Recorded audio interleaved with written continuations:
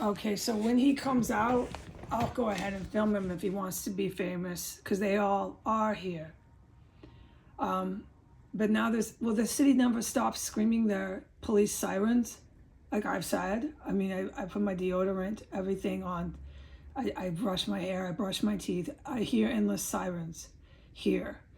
They can go ahead and stomp their feet and yell at everyone that there are no more sirens, or however you would say this, right?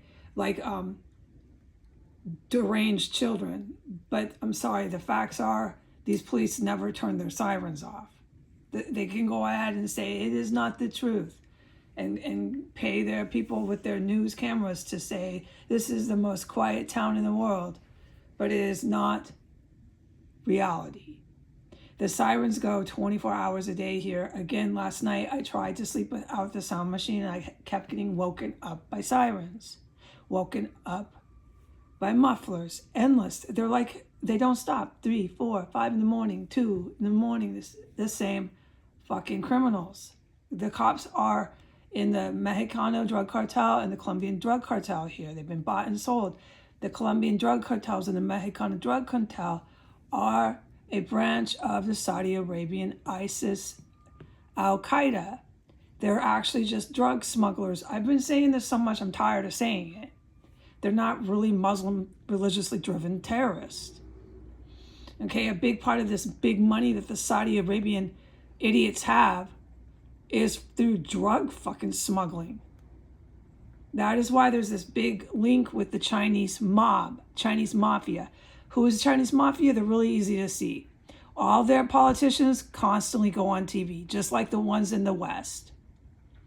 Anybody that's working for the organized crime is going to be on TV a little bit too fucking much.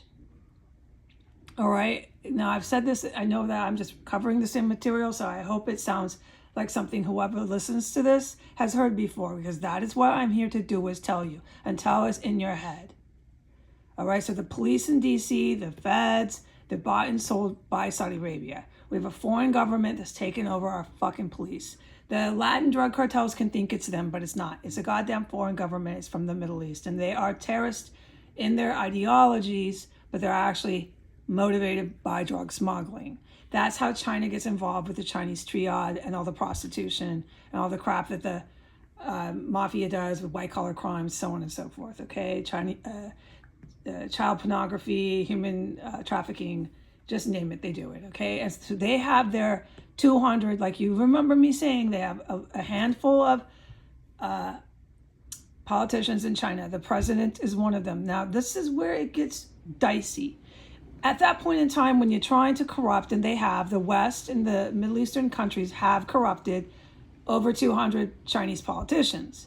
At that point in time, you're dealing with this. The mob versus a communist military. I need to say no more. You're never going to know what the communist military is doing. That is their number one rule, okay? So I don't know what they're doing with their mobster, gangster 200 politicians who are in their face trying to overthrow the Communist Republic of China. It's so fucking obvious.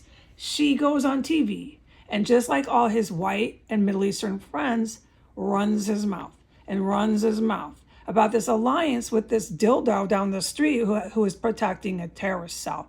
And he's running his mouth in front of a very skilled, very competent communist military. Anybody in their right mind would be cautious and think twice about charging into a country like China, especially with the history of what happens to countries who charge into these Asian nations and have these big wars. It's so horrible. Vietnam is a really good example. I would just go to the talking table with these people. Don't go charging in there. But we have a lot of retards that like to wear lipstick, that like to put wigs on and walk the halls of the Pentagon. They're cross-dressers, they're transvestites. They believe they're sergeants, they believe they're commanders, they believe they can do both. Dress like a girl and be a sergeant. And then go talk shit to a lot of communist military members. Now, I'm staying out of it at that point. I want to be out of the picture here because it's going to get really bad. And anybody with common sense knows that. So what you see on the internet is these terrorists are protected here. Okay, they're protected by the police who think they work for the Latin drug cartels. They don't. They work for Saudi Arabia. Some of the police here know that they are in a Muslim terrorist cell. Some of the cops here do know that. But the extent of it is drug smuggling. It's the same as what I witnessed and saw at the Med Star Hospital. I witnessed and saw it, but I can't talk about it because it's military information. All right, so they have a big, big drug smuggling crew there. They have a few actual religious motivated terrorists, but they're downstairs on the first floor. They're at the doctor and master degree level. The rest of them all just run drugs and they're in a gang, basically, but they believe they're Muslim terrorists now. They get really radicalized. They believe they're protected by the police, and they're convinced at that point when they have the DOJ, they have these white people like Biden and Putin, they have all these white people who normally were their adversaries, these black and Latin gang members. They have all these white people working with them now, so they're convinced. These people have maybe a first grade education in math, the reading competency. I don't know what that might be, but they want to go ahead and keep coming here and saying, I have mental health issues. Come back then, dude. Come on back and violate my civil rights and say that I have mental health issues because I'm talking about what you're fucking doing in this house. 1509 S Street Northwest. Now, as far as the good guys go, the good military, I can't discuss that on the internet, what they're doing in the house, as much as I want to, except that they poisoned me. They poisoned me yesterday, a litany of times. I just can't talk about it. Are we coherent on that? I can't go online and talk about how many times they're poisoning me. They did it already twice today. They did it basically on camera. There's one of your culprits yelling his head off all the way from the door, all the way into his little sanctuary backyard. Okay? Yeah, I'm working. And the other one's down the street, but I can't talk about the construction guys. They're working. They're so loud I can say, hey, they're American, but I can't say any more. I mean it. It's forbidden. I'm just fucking out of this. I'm out of this. I'm so glad I could put up my cooking shows today. It is that strong, that big, that mammoth, the forbidden from going on the internet. Heidi Granger really can't be doing a lot for the public to see me on the internet. And that includes mucho talking about this terrorist cell. You wouldn't believe what I'm witnessing 24 hours a day in here. And for them to think they can say I have a mental health crisis, these terrorists and these criminals, these violent felons, is lunacy. And for them to think that they can stay here and continue this is not reality. There is an expiration date on a place like this. Okay? All right. So as far as newspaper headlines, events going on in the world, I can't be putting it up in here, okay? You're not going to find it on my account or anything about this compound. So it's the same thing, like I said, when I was discussing the Pope, who will soon be dead soon. And when he dies, it's a better day on earth. The Pope is a big sinner. Let's just leave it at that. And he's very evil. And you do not tell little kids about sex. All right, so let's just end it at that. But when this man came out, I can say that I got really, really sick. I got really, really poisoned. I had to race to the bathroom. It's living hell in here. That's not the only thing I witnessed, but I'm forbidden from talking about it. And yes, the more they're on Instagram, the more they yell, yeah, hey, I'm working. The more they do that, everybody looks and sees. And then I do film sometimes. And so the world is not wondering that they are protected terrorists here. Okay, now my witness testimony, I took a little college. I happen to know a few things, is a big one.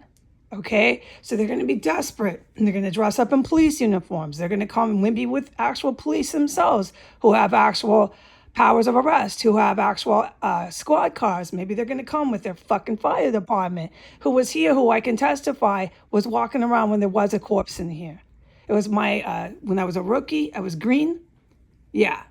So I have a lot of heavy testimony I can put into this property, but let me leave it at this for the viewers. If you're wondering what's going on with the Latin drug cartel. Remember, they're a branch of Saudi Arabia. They're a branch of the Jordan prince and the Jordan king. They're a branch of these Egyptians who already have some of our politicians on trial for acting as a foreign agent. They're a branch of Hamas, Hezbollah. So when you see the IDF blasting Beirut, that's why you're going to see here on this compound more of the, hey, yeah, ha, I'm working. It's a reaction to what's happening to them in the Middle East because that's who's actually running the show. Iran, Iranian Guard. Do you follow? Okay, so when I say the Arabs and the whites, I mean what I say. Yeah, it's more complicated, but I'm not going to go into it. And I wouldn't be allowed. I would not be allowed to talk about it right now. All right, so what are the Arabs and the whites? They're neo-Nazis. They want to wipe out entire ethnic groups of people. Okay? So they want to say everybody's committing genocide because they run the courts right now and they run DC. And the more they're threatened in the Middle East and the more they're threatened in Europe, you know, because people are fighting this high Hitler white European uprising of fascism and racism and brutality. That's what's happening in Europe. You don't praise to Mussolini. Mussolini, if anyone's wondering, look up Mussolini. He executed his own family members. He chased around women and men in his own family, some very close to him in lineage, and fucking killed them for Hitler. And what are they doing? They're saluting Mussolini again in Italy. So the good guys know that, okay? And these bad guys in Europe are going to say, you genocide us. They're genociding us when they're actually doing it. It's a bunch of crap. Are you aware of that yet? Has this run its course enough so you realize that? And the more they do the big stuff in Lebanon, in Beirut, in Palestine, in Egypt, they're going to go wherever they got to go. And Iran gets it too. Iran's going to get it really, really good. They're going to get a lot of real light show, real smoke and fire in Iran. When that happens, they'll say they're genociding the Ayatollah. The Ayatollah is a victim of genocide. Okay, do you get it? You get it yet? As long as they keep running their little newspapers. And as long as that happens, and these terrorists are still here, alive and kicking, calling their cops, calling their fire department. She's talking about me. And they'll be in their yards. Hey, yeah, I'm working. Okay? And there's going to be all this hell breaking out in here. It's a reaction to the Middle East. Okay? But as far as what I can say is that poison has not stopped. And there's been massive, massive, unforgettable events that have been going on that make me just blown away that they think they can really take this to their civil courthouse. Because don't forget, folks, that's going to be on your YouTube as well. The civil courthouse defending this fucking shit I'm witnessing in here that I'm forbidden from talking about. All right. Adios.